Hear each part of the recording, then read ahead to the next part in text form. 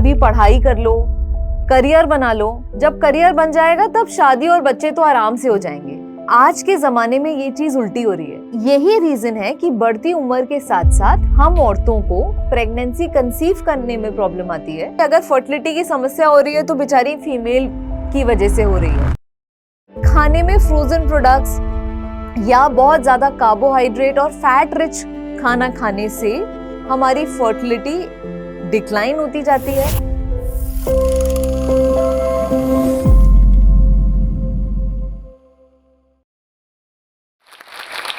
Hello dear friends, I am Dr. Prachi Banara. I am a fertility specialist in Gurgaon.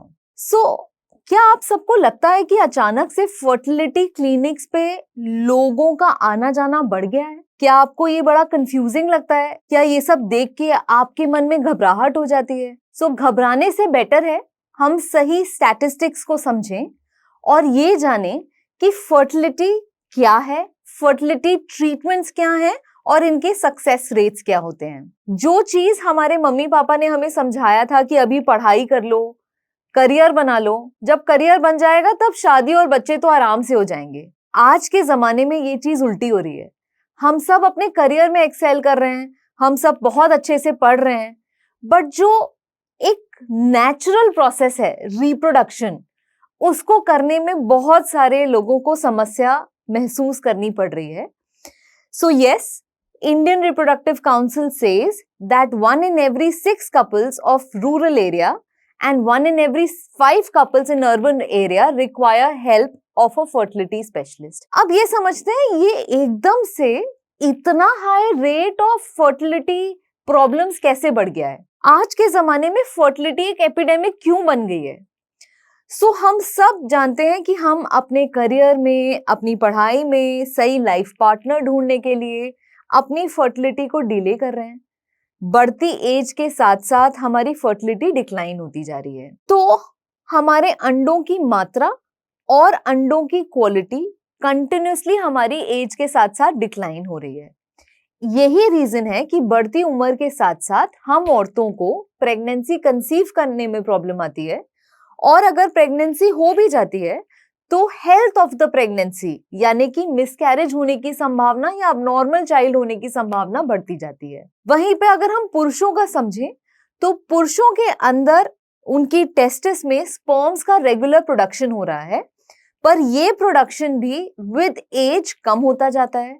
इसमें अगर हम environmental factors भी add कर लें तो 40-45 इयर्स के बाद environmental toxins plus biological ageing दोनों ही सिनेरियोज में स्पर्म्स का काउंट, मोटिलिटी और मॉर्फोलॉजी गिरती जाती है। नेक्स्ट आता है हम सबका लाइफस्टाइल। मैक्सिमम लोग, हम सबकी सिडेंट्री लाइफस्टाइल है। हम ऑफिस पहुंचते हैं, लैपटॉप खोलते हैं और 12 घंटे उसी चेयर पे बैठे रहते हैं। अगर हमें कुछ खाना है तो हम कैफेटेरिया से कोई फ्रोजन प्रोडक्ट ऑर्डर कर देंगे या कोई डेजर्ट, चीज, पेस्ट्री, केक खा के बैठ जाएंगे। Now these things are very very high in sugars and carbohydrates, which unfortunately is bad for our reproductive health. Sedentary lifestyle यानी कि एक ही जगह पे बहुत लंबे टाइम तक बैठना और खाने में फ्रोजन प्रोडक्ट्स या बहुत ज्यादा कार्बोहाइड्रेट और फैट रिच खाना खाने से हमारी फर्टिलिटी डिक्लाइन होती जाती है।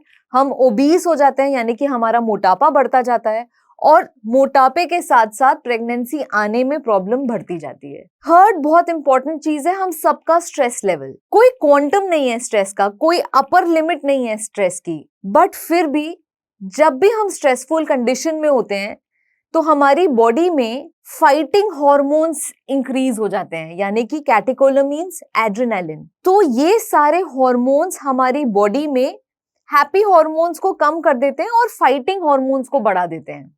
जस्ट इमेजिन हम हमेशा स्ट्रेस की वजह से फाइटिंग सिचुएशन में। All these can cause adverse effects on our health, on our reproductive health. They can cause diabetes, they can cause hypertension. Now addiction. Majority of the people are addicted to smoke, alcohol and many other rejuvenation products. Not a good idea. So all these things, ये सारी चीजें साथ में combine होके एक fertility problem या fertility epidemic को lead कर रही हैं. अब आइए समझते हैं WHO क्या कहते हैं। WHO कहते हैं कि अगर किसी कपल को साथ रहते हुए रेगुलर इंटरकोर्स करते हुए 12 महीने हो चुके हैं और अगर उन्हें खुद से प्रेगनेंसी कंसीव नहीं हो पा रही है, देन उन्हें फर्टिलिटी प्रॉब्लम है। They have used the term as infertility and WHO बोलता है कि 12 महीने के बाद अगर हम खुद से प्रेग्नेंट नहीं हो पा रहे हैं तो हमें एक फर्टिलिटी स्पेशलिस्ट को दिखाने की जरूरत है। जब भी हमारे पास कोई पेशेंट आता है विद अ फर्टिलिटी प्रॉब्लम, हम उनको 3-4 बेसिक कैटेगरीज में इन्वेस्टिगेट करते हैं। For a girl partner and for a male partner different test are aligned. कभी भी हमें ये नहीं सोचना चाहिए कि अगर फर्टिलिटी की समस्या हो रही है तो बेचारी फीमेल की वजह से हो रही है। So please friends, fertility is not a female problem.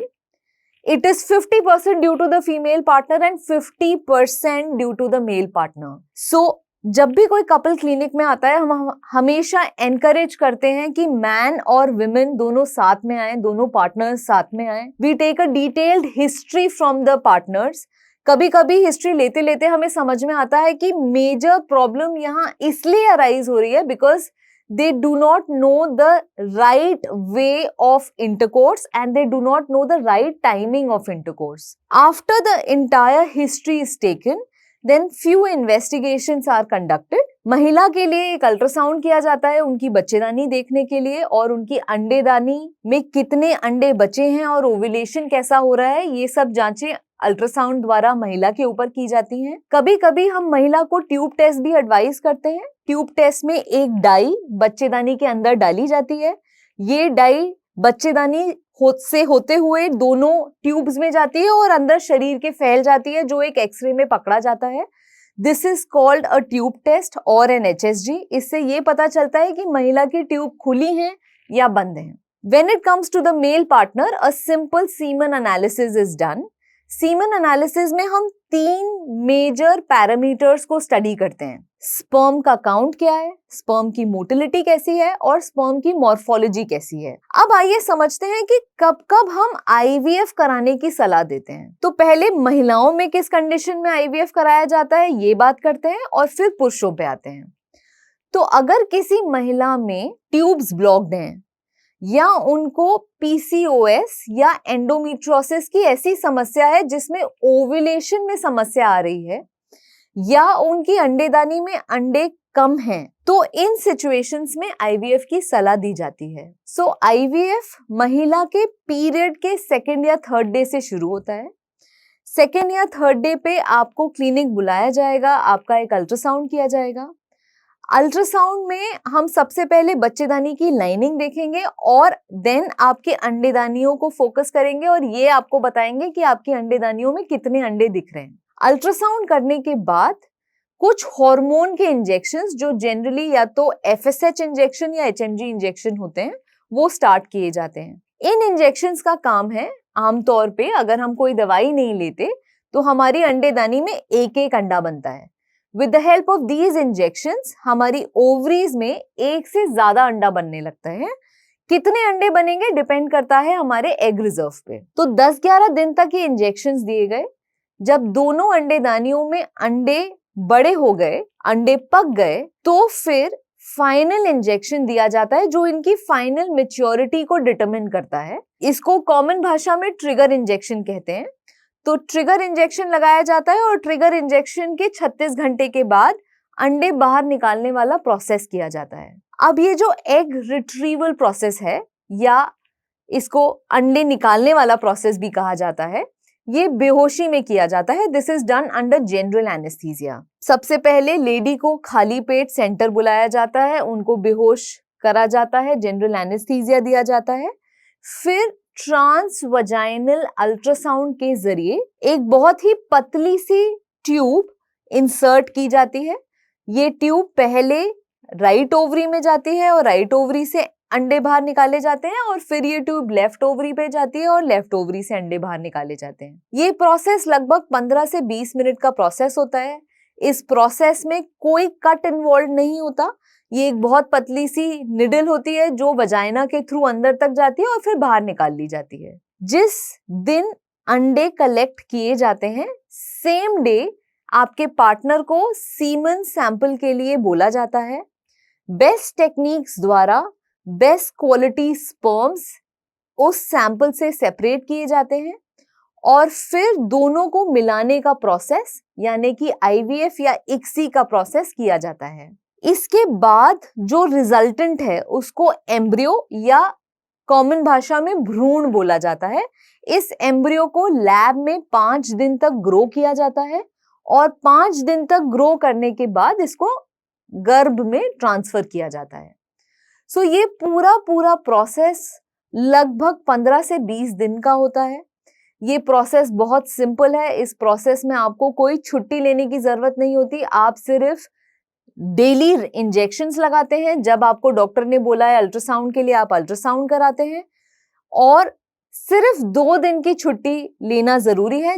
एक, जिस दिन आपके अंडे बाहर निकाले जा रहे हैं क्योंकि वो जनरल एनेस्थीसिया में किया जाता है प्रोसेस, और दूसरा जिस दिन हम भ्रूण को या एम्ब्रियो को ट्रांसफर कर रहे हैं उस दिन छुट्टी लेना जरूरी है। अब समझते हैं सबसे important tips of a successful IVF.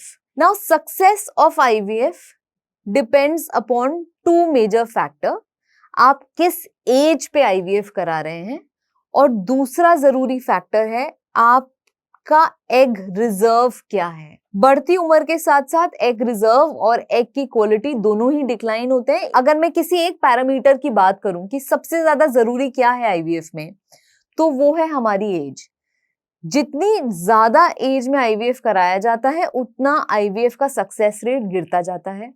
कभी कभी कुछ महिलाओं में अंडों की मात्रा इतनी कम हो जाती है कि खुद के अंडों से आईवीएफ करना पॉसिबल नहीं होता और हम ऐसे केसेस में डोनर एग आईवीएफ की सलाह देने लगते हैं। So friends, age is very important. Please ये मत सोचिए कि अभी तो मैं सिर्फ 30 साल की हूँ, 35 साल की हूँ, आईवीएफ तो 40 साल में कराना होता है, तो अभी मेरे पास बहुत टाइम है, मैं 5 साल खुद से ट्राई कर सकती हूँ। That's a super myth. Sooner it is done, better is the success rate. So age is the most important parameter of success. Second है IVF clinic. So जब भी आप IVF clinic को चूज कर रहे हैं, 2-3 पैरामीटर्स प्लीज दिमाग में रखिए। IVF क्लिनिक बहुत ही ओपन क्लिनिक होना चाहिए। ऐसा नहीं होना चाहिए कि आप वहां गए और आपको ऐसा लग रहा है कि वहां पे सब आपस में बात कर रहे हैं, आपसे चीजें हाइड कर रहे हैं। You have the right to know your treatment plan. You have the right to know the expenses of the procedure. And finally, जब भी वो procedure हो रहा है, make sure that you are talking to your clinician, to your embryologist, to your counselor. So it is very necessary to choose the IVF clinic right. उस clinic का जब आप चयन करें, आप ये देखिए कि उनके पास सारे लेटेस्ट एडवांसमेंट्स अवेलेबल हैं या नहीं, वहाँ के क्लिनिशियन कितने एक्सपीरियंस के हैं, वहाँ के एम्ब्रियोलॉजिस्ट का क्या एक्सपीरियंस है, वहाँ सारी फैसिलिटीज इन हाउस होती हैं। तो ये 2 सबसे इंपॉर्टेंट रीजंस हैं ऑफ आईवीएफ सक्सेस और आईवीएफ फेलियर। नाउ जब भी हम आईवीएफ कराना चाह रहे हैं, वी शुड मेक श्योर कि we are in best of our health. अगर हमें डायबिटीज, थायराइड या हाई ब्लड प्रेशर है, इट इज इम्पॉर्टेंट कि ये सारी चीजें कंट्रोल में हो बिफोर वी स्टार्ट। अगर हमें ओबेसिटी है, अगर हमारा वजन ज्यादा है, तो हमें कोशिश करके अपना वजन नॉर्मलाइज करना चाहिए। आईवीएफ के टाइम पे हमें खूब पानी पीना चाहिए, हाई प्रोटीन डाइट रखनी चाहिए, सारे सीजनल फ्रूट्स एंड वेजिटेबल्स खाने चाहिए। और सबसे इम्पोर्टेंट है, जब आपने आईवीएफ क्लिनिक का चयन कर लिया है, उसके बाद आप अपने डॉक्टर और आईवीएफ प्रोसेस पे विश्वास रखें।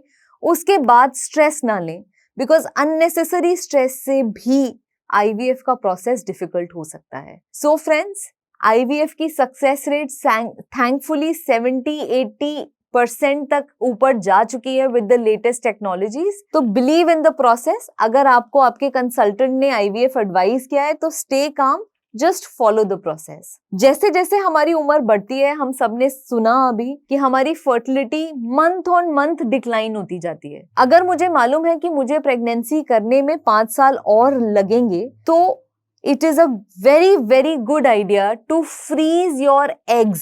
सो फ्रेंड्स, एक बहुत इंस्पायरिंग और इंटरेस्टिंग केस स्टडी मैं आप सबके साथ शेयर करना चाहती हूँ। नाउ, एक कपल आया आईवीएफ सेंटर पे एंड उसमें मेल पार्टनर को कैंसर था जब वो सिर्फ 22 इयर्स के थे। तो उनको कैंसर के लिए सर्जरी और रेडियोथेरेपी और कीमोथेरेपी एडवाइस की गई। ये करने से पहले उन्होंने जयपुर के किसी एक फर्टिलिटी सेंटर में अपने स्पर्म्स को फ्रीज करवाया। देन उनकी सर्जरी हुई, कीमोथेरेपी दी गई and he was absolutely fine.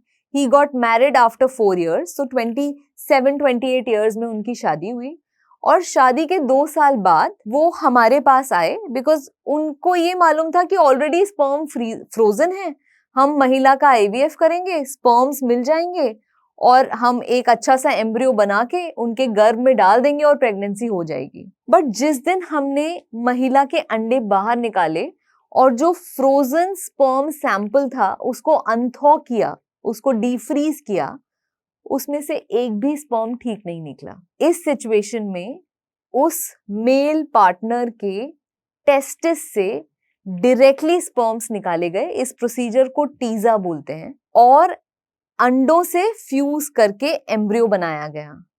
अब अनफॉर्चुनेटली स्पर्म्स की क्वालिटी बहुत अच्छी नहीं थी, इसलिए जो एम्ब्रियो बना वो बहुत अच्छी ग्रेड का नहीं बना और सिंगल एम्ब्रियो बना। When I was doing the embryo transfer for this lady said, doctor Prachi आप बिल्कुल टेंशन मत करो, मुझे मालूम है ये चीज होगी, I know God will bless me with a child.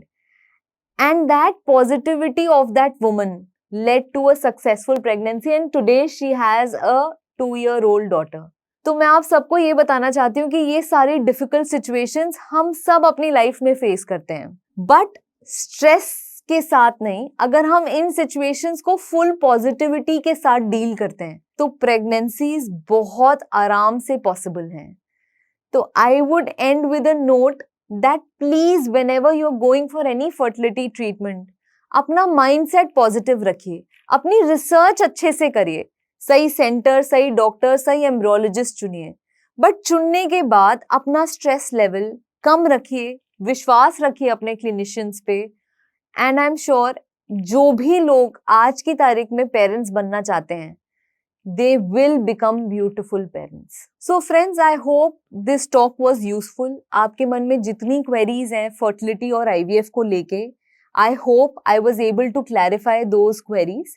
In case you feel कि आपके पास और questions हैं हमसे पूछने के लिए, तो please comment box में अपने questions लिखिए.